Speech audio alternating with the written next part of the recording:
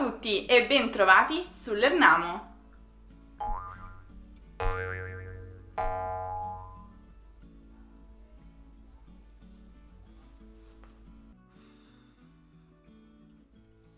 Ok, ora risolviamo una volta per tutte questo problema dei plurali doppi in italiano.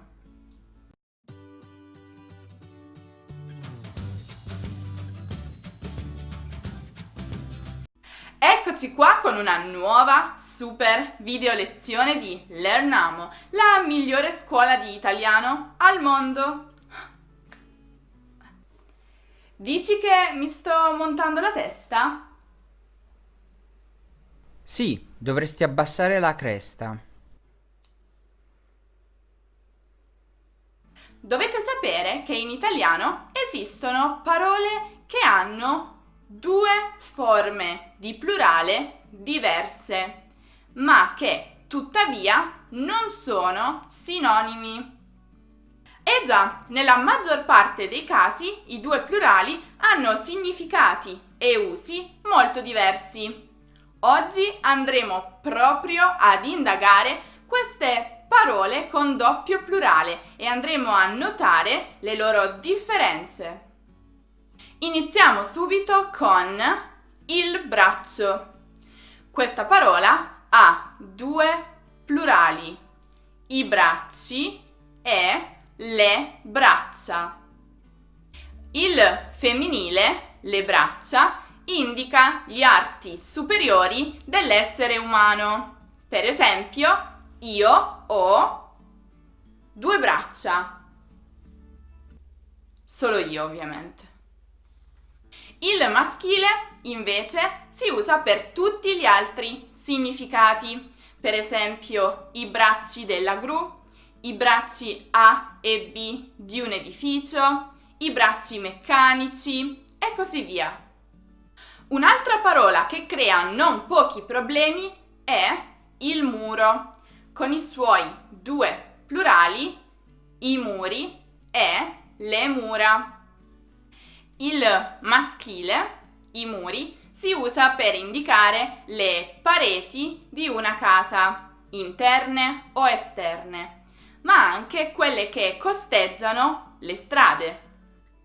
Il femminile, invece, è utilizzato per riferirsi alle costruzioni che circondavano, soprattutto nel passato, le città per proteggerle, le cosiddette mura di cinta.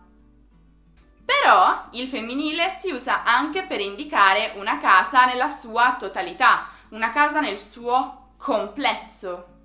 Per esempio, si ascolta spesso essere tra le mura domestiche o essere tra le proprie mura, che significa praticamente essere a casa propria. La prossima è il grido. Qui i due plurali sono i gridi e le grida. Il maschile si usa per riferirsi ai versi degli animali, per esempio i gridi dei gabbiani, mentre il femminile si usa per indicare le voci o i lamenti emessi dagli umani. La stessa distinzione può essere applicata ai plurali della parola urlo, gli urli e le urla.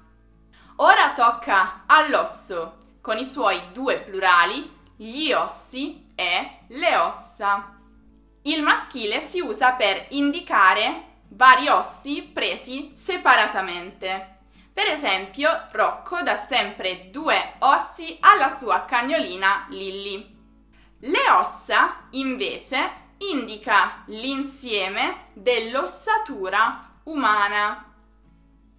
La stessa distinzione si può fare per il plurale della parola dito, i diti o le dita.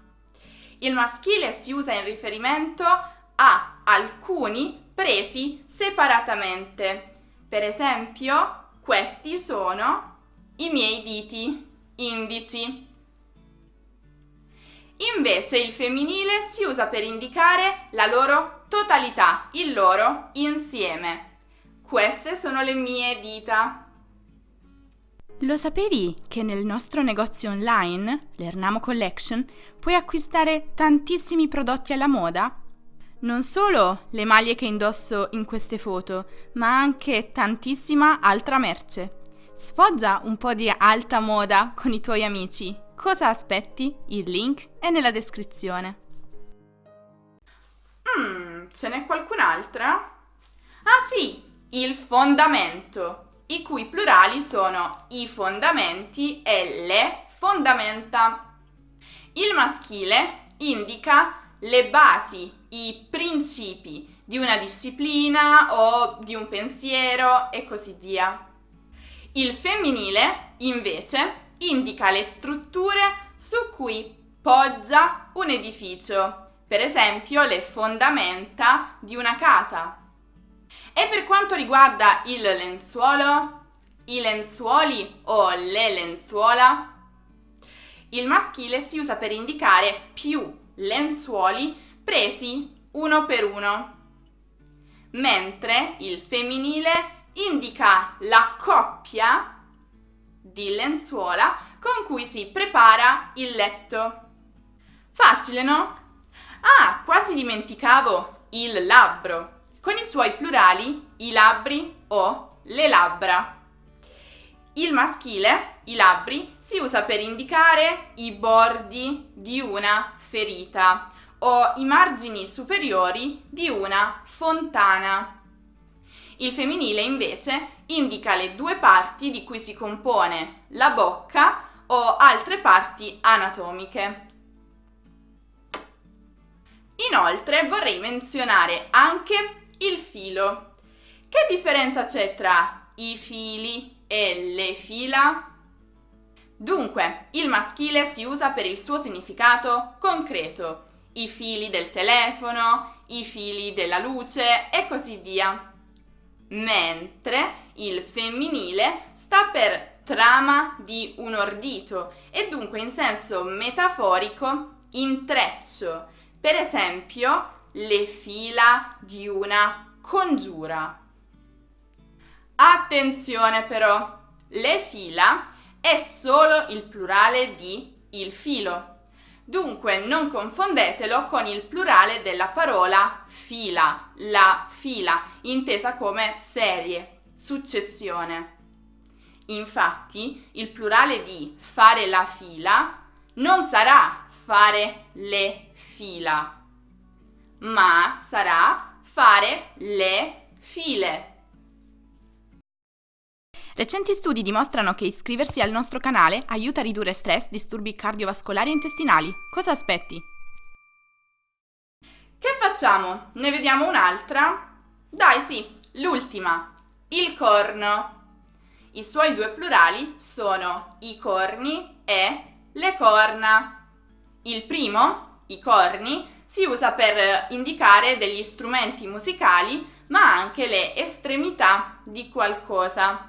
Per esempio i corni dell'incudine, mentre il femminile indica quei due prolungamenti che hanno sulla testa alcuni animali. Ah, a proposito, sapete cosa significa questo gesto?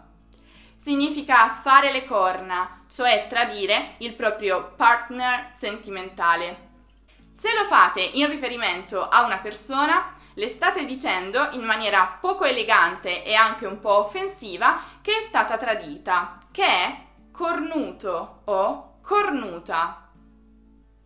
Attenzione a non confonderlo invece con quest'altro gesto che ho spiegato nel video dedicato proprio ai gesti degli italiani, visto che noi amiamo gesticolare. Il link lo trovate anche nella descrizione. E lì scoprirete il significato di quest'altro gesto. Ora, prima di salutarci, c'è un'ultima cosa di cui vorrei parlarvi. Le parole con doppio singolare e doppio plurale. Sì, davvero, non sto scherzando. Volete una prova?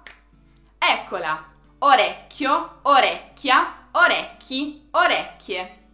Calma, calma, ho una buona notizia per voi. In questo caso tutte le forme sono corrette. senza differenze di significato. La stessa cosa vale per strofa, strofe, strofe, strofi. Tuttavia, cercate di fare attenzione a frutto, frutta, frutti, frutte. Qui invece le differenze sono abbastanza nette. Il maschile singolare indica il singolo prodotto delle piante derivato dal fiore. Per esempio, l'ananas è il mio frutto preferito, oppure la mela era il frutto proibito. Ma lo usiamo anche in espressioni come frutto di stagione o alberi da frutto. Inoltre ha anche un senso figurato e frutto in questo caso si usa come sinonimo di risultato. Per esempio, il frutto delle mie fatiche. Il maschile plurale ha questi stessi significati. La frutta, invece, indica l'intera categoria alimentare costituita dai frutti. Per esempio, la frutta fa bene alla salute. Esiste anche il plurale femminile, le frutte, ma ormai è quasi del tutto inutilizzato, desueto.